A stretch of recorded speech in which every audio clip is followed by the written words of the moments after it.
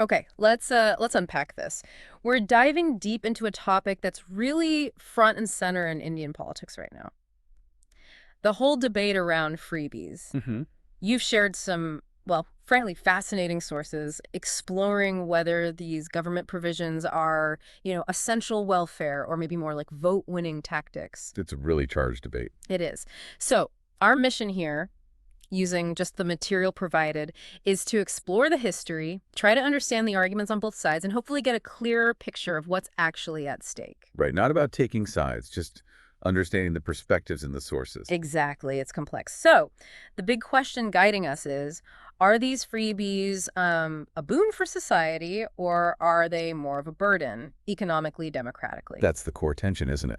We'll trace the roots, look at current examples, weigh the pros and cons from your sources, and even touch on that recent Supreme Court discussion, all based on the material you've brought. Sounds good. And to really get this, the sources suggest starting back at the beginning, post-independence India. Yeah. There was a strong focus then on welfare. Mhm. The goal was reducing poverty, uplifting marginalized groups. So things like subsidized food, education, health programs. Exactly. Foundational stuff, which led to these big, crucial programs. Okay, like the sources mentioned the Green Revolution, the public distribution system, the PDS for food grains. The ration shops. Yeah, and the midday meal scheme in schools. And these were seen initially as essential welfare, right? Not just handouts. That's the key distinction the sources make, fundamental tools for nation building. But then, and this is where it gets, as you said, really interesting, the landscape started shifting towards more direct electoral freebies, particularly noticeable from the late 20th century. And there's that specific example you flag from Tamil Nadu, the DMK party. Yes, back in 1967, promising and then actually delivering free rice. That's cited as setting a precedent, isn't it? It really seems like it, a powerful one. After that, especially in the southern states, it kind of evolved. Oh, so Parties started putting promises for consumer goods right into their manifestos, things you wouldn't normally think of as basic welfare. like what? The sources mentioned.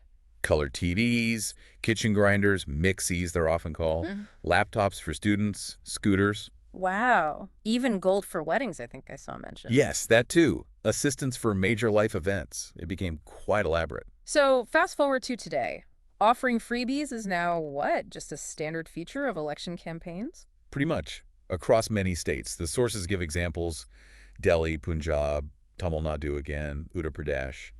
It's widespread. And the types of things offered now. Well, you provided a good list. Free electricity, often up to a certain number of units, say 200. Okay. Monthly cash transfers, sometimes targeted specifically at women. Hmm. Free bus travel is another common one. Loan waivers, especially for farmers. Still a big one. And even things like smartphones for students. It's quite a mix. Okay, so that sets the scene. We've got the history, the present day. Now let's dive into that core tension you mentioned. The arguments for and against. The pros and cons highlighted in the sources. Right. Let's start with the case for them. The boons side, if you like. Okay, well, a primary argument presented is about social equity. In a country like India with, stark income inequality, providing access to basics, electricity, water, maybe certain goods, can genuinely help level the playing field for people who are marginalized. Makes sense. And it's not always just basic needs, right? The sources suggest some items are more like tools for empowerment. Exactly. Hmm. Like a laptop isn't just a gift. It can be access to education, information, maybe job opportunities. Same for free public transport. It enables mobility. Connects people to work or school. Precisely. That contributes to human development, not just consumption. Okay. What else on the pro side? There's the aspect of short-term relief, things like loan waivers or subsidies. Yeah. The sources highlight how crucial this can be, especially in rural areas, if there's, say, a crop failure Right. or after a natural disaster. It provides immediate support when people are vulnerable. A safety net, in a way. A temporary one, perhaps, but See. important nonetheless. And I thought this point was interesting about political accountability. Yes. The idea that when parties make concrete promises, even freebies, it actually gives voters something specific to hold them to. Did they deliver or not? It might shape voting behavior, maybe even increase civic awareness in some ways. An interesting angle. Okay, so that's the case for... Now let's flip it. What are the main arguments against freebies? The burden side, according to the sources. Well, the big one, the one that comes up again and again, is the fiscal burden. the strain on state finances. Right, the cost. Yes. Yeah. And the material details how this often forces states to borrow more money, increasing debt.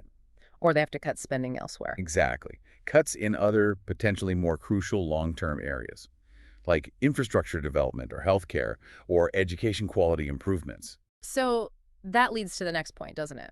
The idea of distorted priorities. Precisely. The sources argue there's a risk governments focus on these highly visible, short-term populist promises. Because they win votes. Potentially. Instead of investing in the harder, less immediately gratifying, but perhaps more important long-term solutions. Like job creation, systemic education reform, investing in sustainable energy. All those things, yes. Foundational investments that might not have the same immediate electoral payoff. Okay. What other concerns are raised? There's the worry about fostering a, quote, dependency culture. Ah, right. The concern that if citizens come to expect these provisions as an entitlement, it might reduce the motivation for individual effort, work, or innovation. Is that a widely held view in the sources? It's certainly presented as a significant counter-argument by critics, yes. And related to the politics, there's the concern about, well, vote bank politics, isn't there? Yes, a major point. That freebies can essentially become a tool for, vote buying. Rather than genuine welfare. Exactly. Offering temporary relief, perhaps, but not really empowering people, especially the poorest, in a sustainable way. It potentially distorts the democratic process itself. And then there's a very practical issue mentioned. Targeting. Lack of effective targeting. Many schemes are quite broad or even universal. Meaning They end up benefiting people who are relatively well off and don't necessarily need the support, while the genuinely needy might still struggle to access them or find the support inadequate. so leakage and inefficiency. That's a fair summary of the concern, yes. Okay. This whole debate, it really blew up nationally a couple years ago, didn't it? With the Supreme Court getting involved. Yes, in 2022. The sources highlight this. The Supreme Court of India raised questions, didn't they? Asking whether promising unlimited freebies aligns with the principles of responsible governance. That's a big question. It is, and it sparked a much wider debate, as discussed in your material, about potential regulations. Like what? What kind of ideas were floated? Things like, should there be clearer guidelines? Maybe an independent watchdog body to evaluate the physical implications of promises before elections, or even legal restrictions on certain types of freebie promises. So trying to draw a line somewhere. Trying to find a balance, yes. And economists and policy experts cited in the sources weighed in heavily here. With different solutions, I imagine. Quite a range. Some argued strongly for what are called conditional cash transfers. Meaning Aid is targeted based on specific conditions, income level, maybe school attendance for kids, health checkups, rather than just being universal handouts. Making the support conditional on certain actions. trying to make it more effective, more targeted. That's the idea. While others, also featured in the material, kept pushing for that shift towards long-term investment. Back to infrastructure, skills. Exactly. Arguing that building capacity, better infrastructure, quality education, robust skill development programs offers a much more sustainable path to empowerment than recurring freebies. So looking across all this material, all these different viewpoints, it seems pretty clear there's no simple yes or no answer to whether freebies are good or bad. Definitely not. Yeah. The sources really emphasize that context is everything. How is the scheme designed? How is it implemented? Who benefits? What's the opportunity cost? Right. The consensus, if there is one emerging from the material, seems to be that India probably needs both. Some level of welfare support is necessary, but it has to be paired with fiscal wisdom and long-term vision. And the sources suggest some criteria for good government support. They do. That it should ideally be well-targeted, reaching those who genuinely need it most. Okay. Implemented transparently so people understand how it works and who qualifies. Perhaps time-bound in some cases to avoid creating indefinite dependency.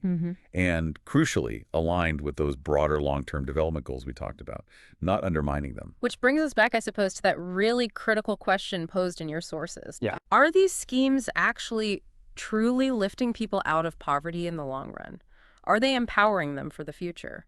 Or are they perhaps just managing immediate hardship, maintaining a kind of status quo, maybe just with, better packaging? It's the million-dollar question, isn't it? It really is.